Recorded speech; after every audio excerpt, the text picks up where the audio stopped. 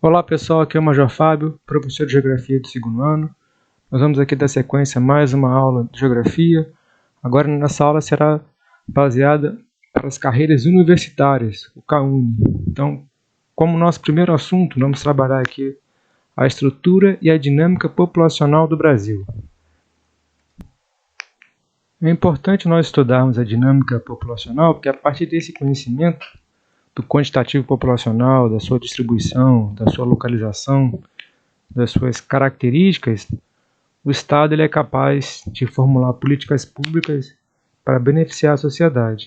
Então ele tem que conhecer a população, saber da distribuição populacional, para poder, a partir dessas informações, traçar políticas públicas visando melhorias para a própria população. Então a gente vai buscar aqui conhecer a dinâmica da população, tanto mundial quanto a população do Brasil também. Então, inicialmente, ele trabalha aqui da população mundial, trazendo aqui alguns conceitos para a gente relembrar, conceitos que serão importantes no decorrer aqui das nossas aulas. Inicialmente, ele fala sobre a questão da ideia de população, como sendo o número total de humanos vivos no planeta em um dado momento. Então, aquele quantitativo que eu tenho de pessoas vivendo no planeta Terra, no nosso planeta, vai ser a minha população mundial. E dentro dessa lógica de compreender a população, eu preciso relembrar conceitos básicos que são bastante cobrados nos vestibulares e nos concursos. Então ele fala aqui sobre a questão da população absoluta. Nós sabemos que a população absoluta vai fazer referência ao número total de habitantes que vivem em determinado lugar, em determinado espaço. Eu vou nominar esse quantitativo, esse número total de indivíduos, de população absoluta. Tá? E lembrando também, quando a gente fala de população, ela vai estar ocupando tanto aqui o espaço rural quanto o espaço urbano, né? É o total de indivíduos. Já outro conceito importante, que também é bastante estudado na geografia, vocês viram isso aqui ao longo de vários anos escolares, que é a ideia da população relativa ou da densidade demográfica, o número de habitantes por quilômetro quadrado. Então tem que relembrar esses conceitos para quando eles aparecerem nas teorias, fica mais fácil eu raciocinar em cima delas. Outra ideia importante para a gente é o crescimento natural ou vegetativo, que vai fazer referência ao quê? A diferença entre natalidade e mortalidade. Aqui a gente tem que ter uma atenção especial para não confundir o crescimento natural com o crescimento demográfico ou populacional. Quando a gente fala crescimento demográfico ou populacional, eu tenho que atentar para duas variáveis, que é a própria informação do meu crescimento natural, mais o meu saldo demográfico, meu saldo migratório. Tá? Então a gente não pode confundir crescimento natural vegetativo com crescimento demográfico. Crescimento natural vegetativo, eu vou pegar apenas o quê? Eu vou subtrair natalidade e mortalidade. Crescimento demográfico ou populacional, eu vou agregar o valor que eu vou chegar aqui do crescimento natural ou vegetativo, mais o saldo demográfico, a entrada e saída de estrangeiros no país. Eu vou pegar essas duas variáveis, vou somar, aí eu tenho o meu crescimento demográfico ou populacional. Quando nós tratamos da dinâmica demográfica, nós vamos estar associando a ideia desse crescimento populacional com as evoluções industriais. Então até aqui o início do século XIX, a população mundial já estava na casa de 1 bilhão de habitantes. 1 bilhão de pessoas já ocupando aqui o planeta, vivendo no planeta. Com as evoluções industriais, eu vou impor uma nova dinâmica a esse crescimento populacional. É o que a gente vai estudar aqui com as teorias. Por quê?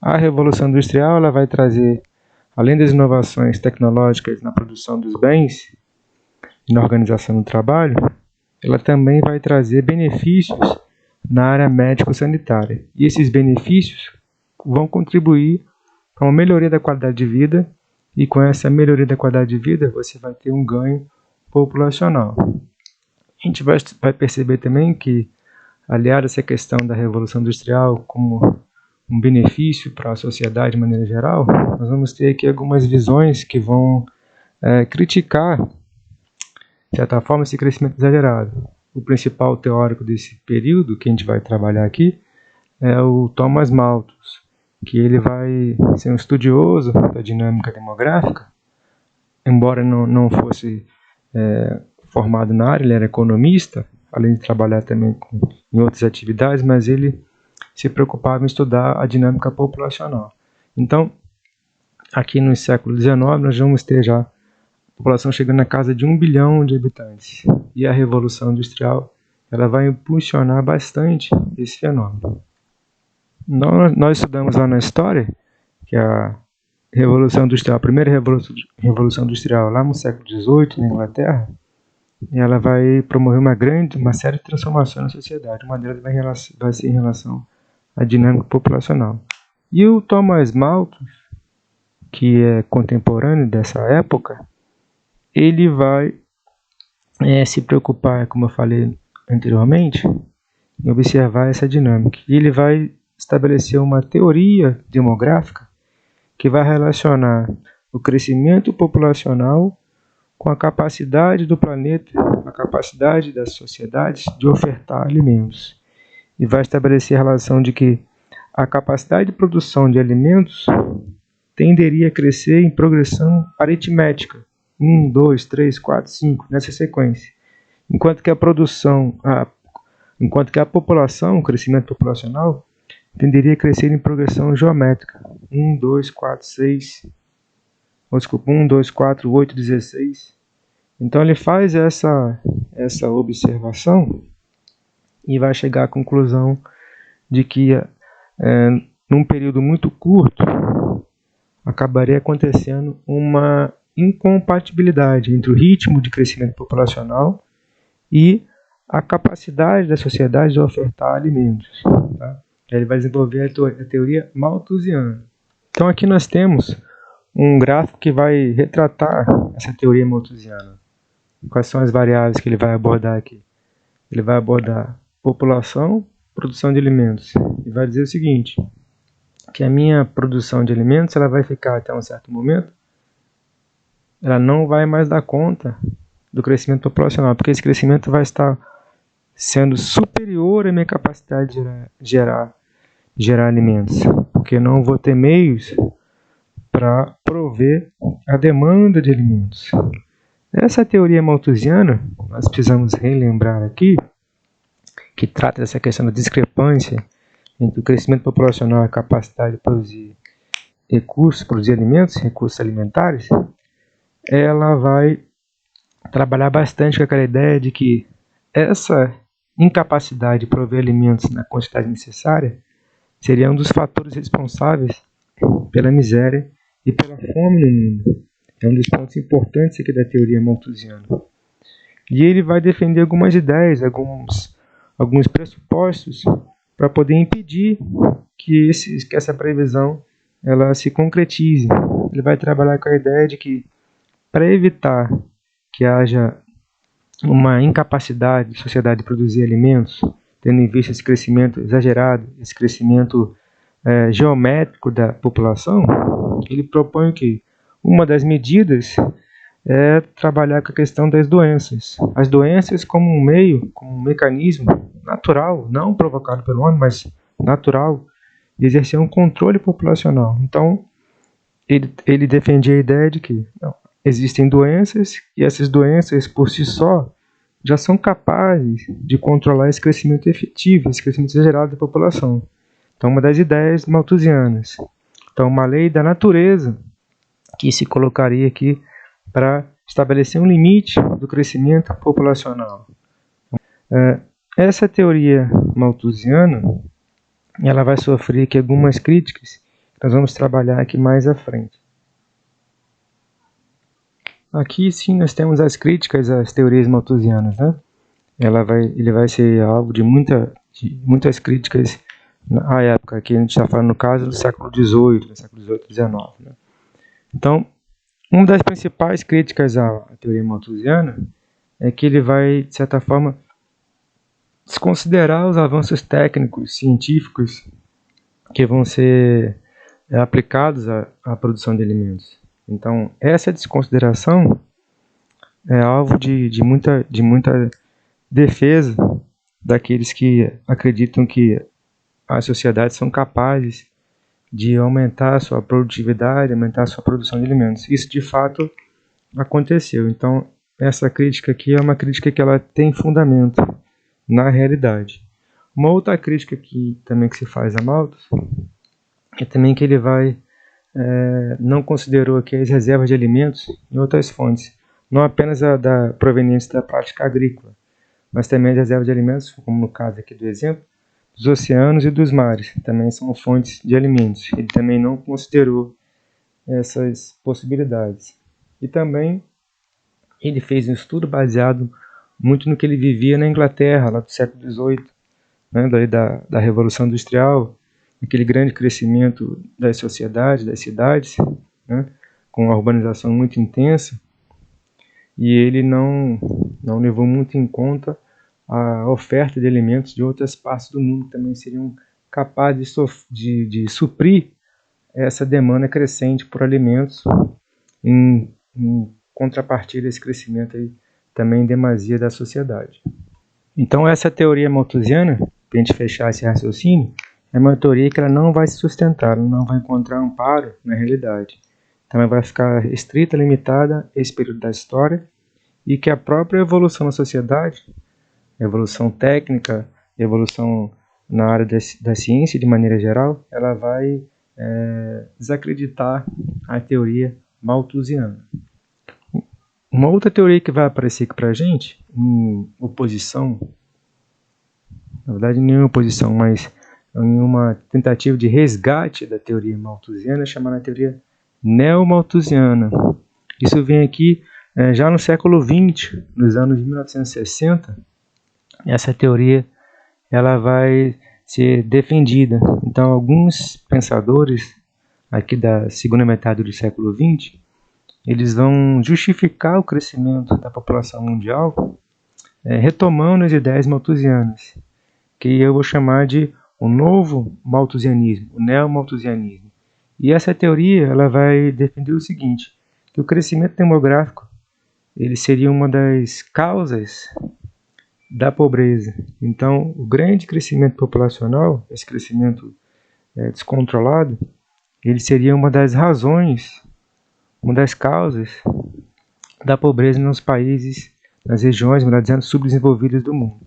Então, os neomalthusianos vão reforçar essa ideia de que os países eles são pobres, são subdesenvolvidos, uma vez que eles têm um grande contingente populacional. Que esse contingente populacional descontrolado, crescendo num ritmo geométrico, ele acaba por dificultar a ação do Estado no combate à pobreza e também no desenvolvimento socioeconômico do país. Então essa é a ideia dos neomalthusianos. Então essa teoria ela vai trazer essas características, tá? É chamada teoria neomalthusiana. E a gente observa que ele faz uma referência aqui, que após a Segunda Guerra Mundial essa teoria ela vai ganhar mais força, porque após a Segunda Guerra Mundial você tem um período de reconstrução da Europa, né? Tem a ascensão dos Estados Unidos, que também vai coincidir com um período de grande crescimento demográfico nos países chamados à época do Terceiro Mundo, né? Face aqui uma série de inovações na área de saúde, a população desses países ela vai crescer bastante nessa época. Por isso que aqui, após a Segunda Guerra Mundial, você tem um ganho aqui dos neomalthusianos na defesa dessas ideias do Thomas Malthus. Aqui a gente traz um resumo aqui da teoria neomalthusiana, na verdade não um resumo, mas a ideia central que ele defende, né? Então a preocupação, o cerne aqui do neomalthusianismo estava assentado em quê? Nessa explosão demográfica, nesse crescimento populacional bastante considerável, acima da capacidade até do Estado de atender as demandas da sociedade, demandas na área de saúde, na área de educação, habitação, segurança, que isso envolve uma série de encargos econômicos, são os custos. O Estado tem que dispor de recursos financeiros para poder fazer frente a essas demandas. E também era uma preocupação dos países desenvolvidos, porque os países desenvolvidos viam esse crescimento exagerado no mundo subdesenvolvido como uma ameaça a eles mesmos, aos próprios países desenvolvidos. Então eles viam esse aumento da miséria como uma ameaça aos países que eram chamados de países do primeiro mundo, né? E principalmente em quais locais?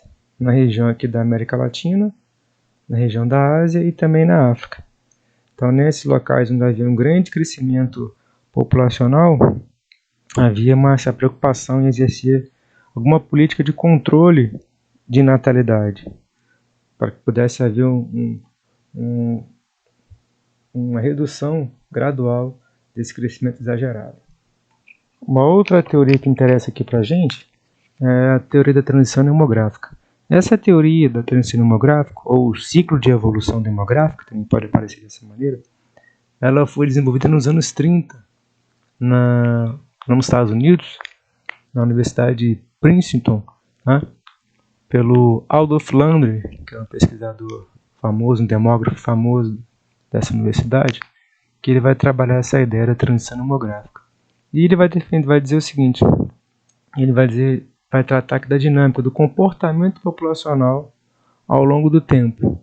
Então ele vai elencar aqui algumas variáveis e vai estudá-las aqui ao longo do tempo. Quais são essas variáveis? Ele vai trabalhar natalidade, aqui na linha vermelha do meu gráfico, e mortalidade. Tá?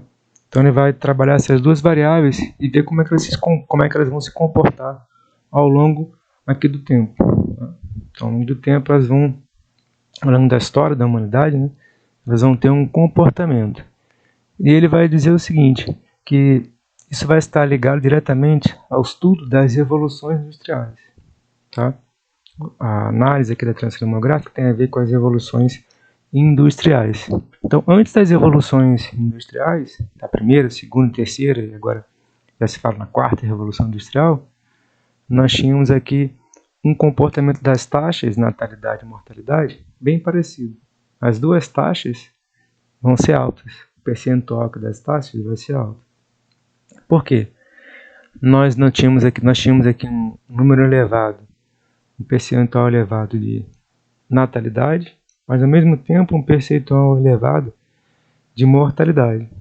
Então, toda vez que eu tenho as duas taxas com o mesmo comportamento, o que está aqui em verde, que é o meu crescimento vegetativo natural, ele vai ser muito baixo, praticamente não vai existir, né?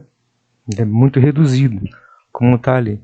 Então, no início da minha transição, eu tenho as duas taxas, nesse regime demográfico primitivo, que a gente pode chamar também, o crescimento ele é praticamente inexistente. Com o avanço das inovações tecnológicas, principalmente na área da medicina e também na questão do saneamento básico, eu começo a modificar o comportamento das taxas. Tá? Esse é um fator importante que a gente tem que observar. Claro que isso acontece primeiro nos países desenvolvidos, que a gente chamou de desenvolvidos. Tá? Na Europa, nos Estados Unidos, o Brasil, isso vai acontecer depois, né? A gente sabe que a Revolução Industrial ela vai ter início no continente europeu, então lá inicialmente eu vou ter esse benefício das melhorias médico-sanitárias. Posteriormente, isso vai chegar aqui no que a gente chama no mundo em desenvolvimento, ou como era chamado antigamente, no terceiro mundo. Tá? Então depende do progresso, do avanço dessas melhorias médico-sanitárias. Então ele vai dividir esse estudo em fases, como está aqui. Ó. No regime demográfico primitivo, taxa de natalidade e taxa de mortalidade são elevadas. Então meu CV aqui vai ser reduzido. Não tem meu crescimento populacional, meu crescimento natural aqui, ele é muito baixo. Então, à medida que eu vou avançando nas melhorias médico-sanitárias, eu começo a mudar. Então, na primeira fase da minha transição demográfica, o que acontece? Melhorias médico-sanitárias, começa a haver o quê? Uma diminuição das minhas taxas de mortalidade. Caindo mortalidade, mas mantendo a natalidade alta, eu começo a incrementar o meu crescimento vegetativo. Então, como eu havia comentado com vocês, eu divido da seguinte maneira. Esse regime demográfico primitivo, as duas taxas estão lá em cima. Na minha primeira fase da transição demográfica, é que eu promovo a redução das taxas de mortalidade em função das melhorias na área médico-sanitária. Lembrando, sim, a principal melhoria que a gente tem que guardar é melhoria na área de quê? Na área do saneamento básico. Tá? Reduzindo as taxas de mortalidade e mantendo a natalidade elevada, o que acontece? Começa a haver um crescimento vegetativo.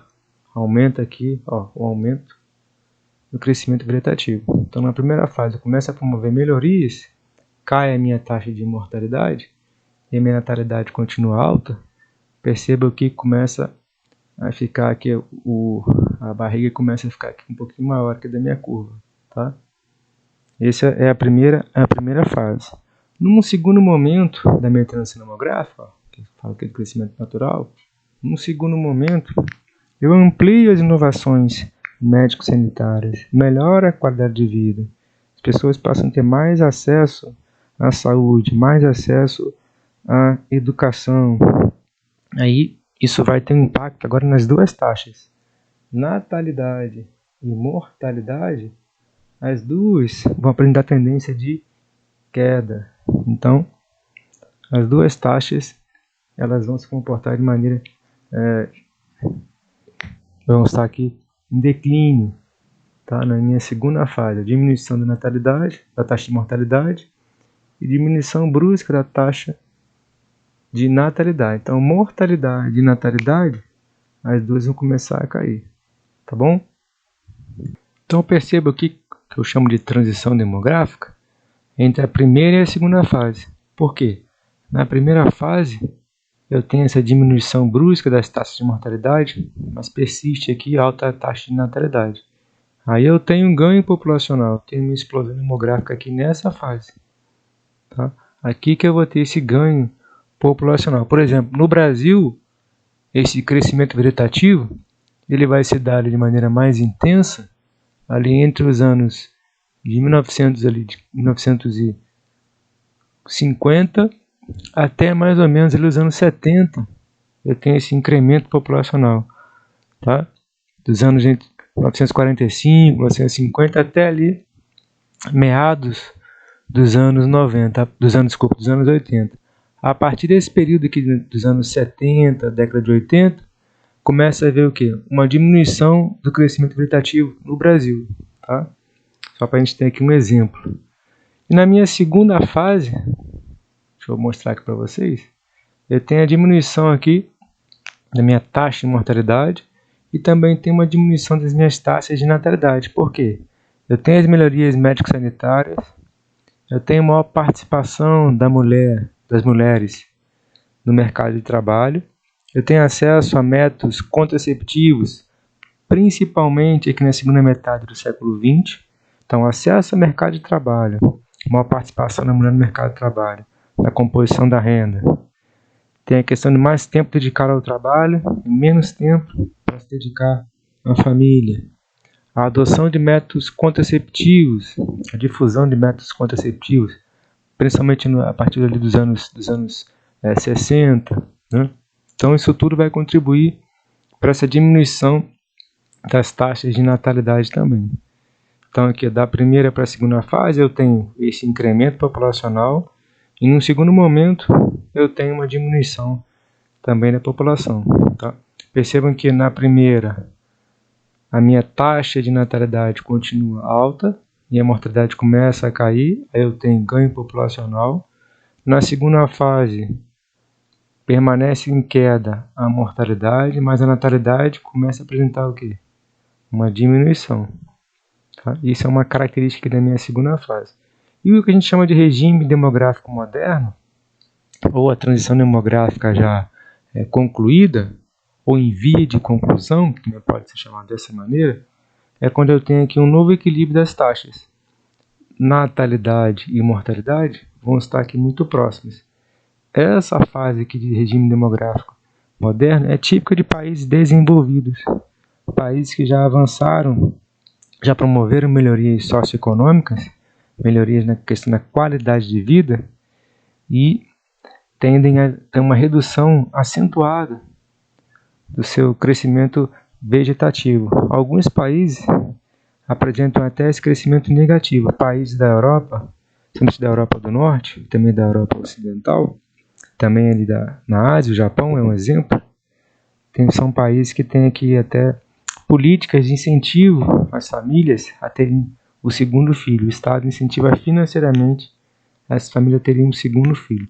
Então, a nossa ideia aqui da transição demográfica é o quê? Trabalhar no regime primitivo, esse regime primitivo, as duas taxas, o mesmo comportamento. Então, por quê? Eu não tinha muito acesso a condições de saúde, condições médico-sanitárias adequadas para promover uma redução das taxas de mortalidade. À medida que as evoluções industriais avançam, as melhorias médico-sanitárias elas vão aparecer, medicamentos, principalmente aqui eu acabei não falando, mas a penicilina também vai ser algo importantíssimo que vai ajudar a promover a diminuição das taxas de mortalidade. Tá? A penicilina ela vai ser bastante importante, que ela vai evitar uma série de mortes que até então aconteciam de maneira descontrolada. Tá? Então, aqui na segunda metade do século XX, com a questão da penicilina sendo cada vez mais utilizada, isso vai reduzir aqui as taxas de mortalidade. Tá?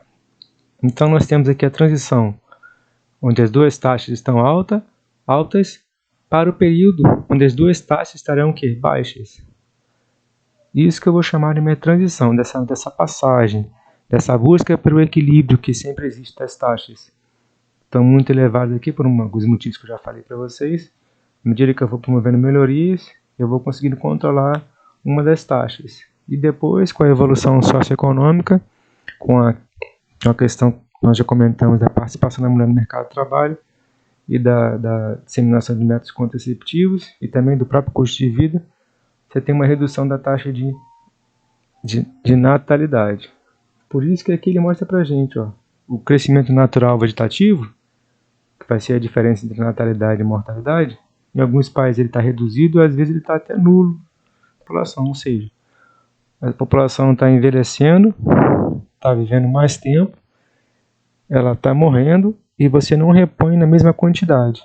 Isso a médio e longo prazo compromete a questão do mercado de trabalho, da força de trabalho daquele país e também tem impacto nas contas públicas. O Estado vai gastar mais dinheiro com a previdência social e também com a área de saúde.